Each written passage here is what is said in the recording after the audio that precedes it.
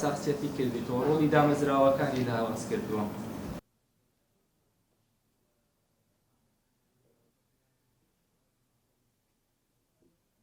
حکوومەتی هەرێمی کوردستان سەرەتای ئەو کابینەیە کۆمەڵێک لیژنەی درێژەی داهاتی ناوخۆ زۆر زیادی کرد لەو کابینەیە. ساڵی 2019مان وەرگرتووە لەگەڵ ساڵی 2021 بەراوردمان کردووە.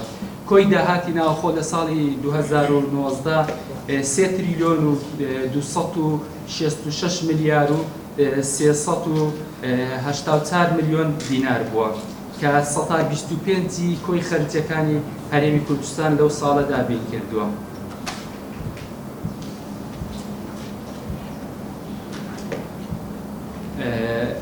ئەو خشتەی بەردەمتان ینی دابەشبوونی کۆی داها لە ساڵی 2019 ینی ڕسومات گومرگەکان باجەکان پشی قازات هەمووی دیاری کراوە.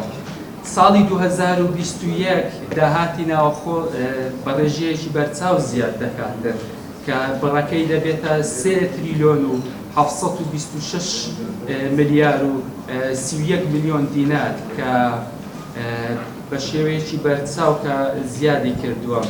ینی بەراوردی ساڵی 2019 بە 21 نزیکەی 406 ملیار دینار زیادی کردووە لە ماوەی ئەو ساڵەکەدا. هەرێمی کوردستان هێشتا لە قەیرانی بەڕێوەبردننی دارایی و ئابووریدا سەرچاوەکانی داهات بە شێوەیەک شەفاف نین.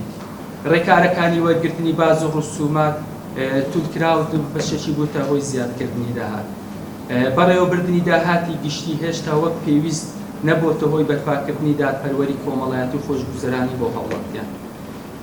سیستەمی کۆکردنەوەی داهاتی ناونەوتی پێویستی بە پێداچوونەوەی ڕیشەوی دیراسەکردن هەیە بۆ ئەوەی بزانرێت کە چ کاریگەرێکی لەسەر بژێوی هاوڵاتیان و جموچۆڵی ئابووری دەبێت.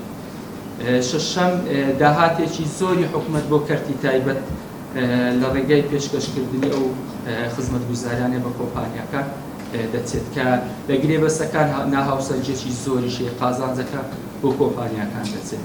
خاڵی هەفتەم داهاتی دەواازە سووریەکان بە تاواتی کۆنتڕۆڵ نەکراوە، کاری نایاسایی و قاچاقچێتی بەردەوامە.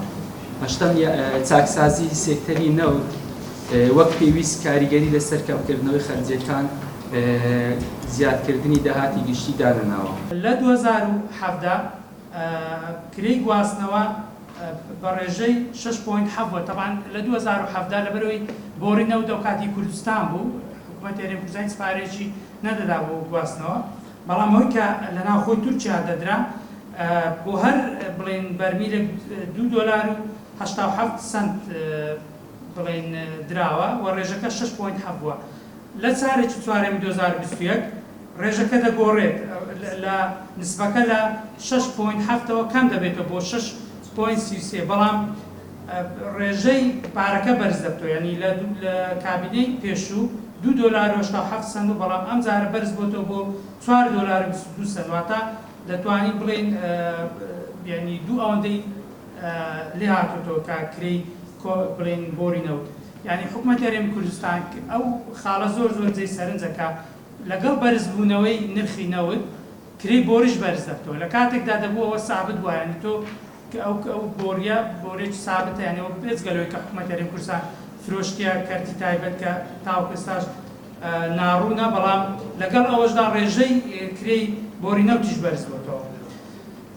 خاڵێکی تر لە کرێی گواستنەوە کە لە 2019 دەست پێ دەکات کە حکوومەتی هەرێمی کوردستان بۆریەکەی فرۆشتێنی 160 فرۆشتە ڕۆزنەفت ڕێژەکە 7.67 کە لە چوارەمی 2021 لە کاتێکدا ینی ڕێژەکە بەرزتر لەوەی کە لە دەرەوەی کە لە تورکیا لە بۆ بەندەری زیانێ لە ناوخۆی هەرێمی کوردستان کرێی گواستنەوەی نەوت زیاتر لەسەر حکوومەت دەکەوێت کە ئەمەش جێی تێبینێ لە کاتێکدا مەسافەکە کەمترە دەبوو بڕەکە کەمتر بووە.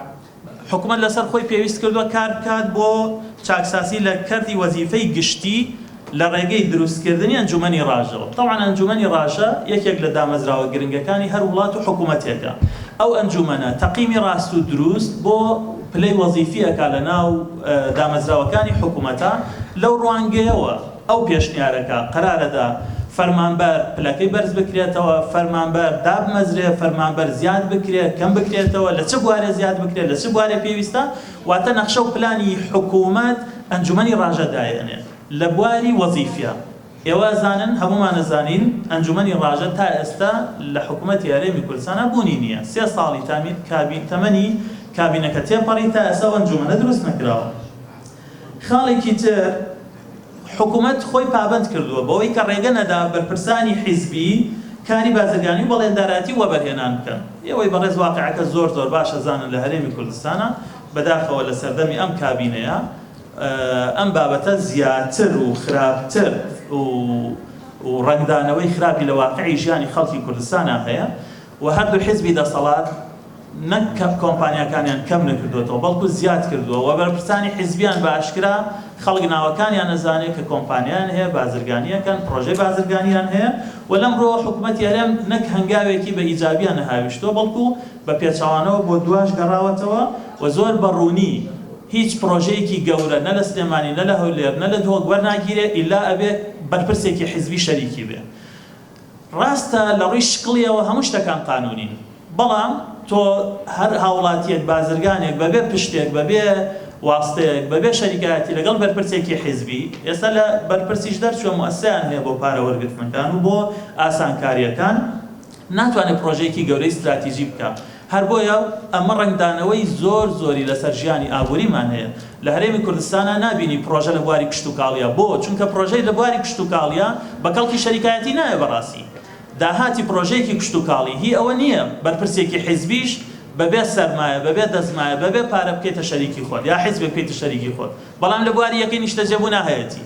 بۆ چونکە ڕێژەیەکی گەورەی قازانجی تایە، لە بواری نەوتا هەیەتی، لە بواری ئینتەرنێتا هەیەتی، لە بواری هێندێک بواری ترا، بەڵام لە بواری پیشەسازی و کارگەیەک و بواری کشت و کاڵی و بواری گەشتیاری و ئەوانە بەو ڕێژەیە نیەتی. بۆیە ئابووری هەرێمی کوردستان یا ئەو پرۆژانەی کە ئەکرێن ئێستا زۆرینەی زۆریان لەو بوارانن کە قازانجیان زۆرە بە تایبەت یەکەکانی نیشتەجێبوون.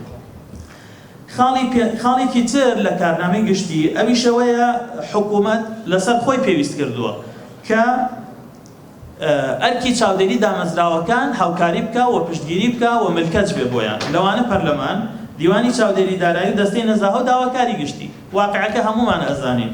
جارە لە دیوانی چاودێری داراییە هەتاوەکو ئێستا ئێمە فەرمانگەمان لە زۆرێک لە شار و شارەچەکان نییە، لە دهۆک نیمانە.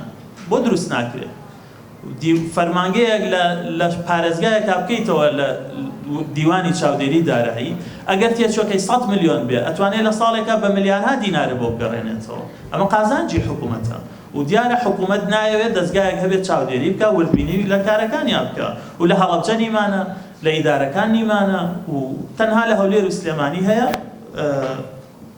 ئەویش دامەزراوەکان یاخود هاوکاریان ناکەن. تەمەنم نام بە عەمەلیە بە واقعیەڵێن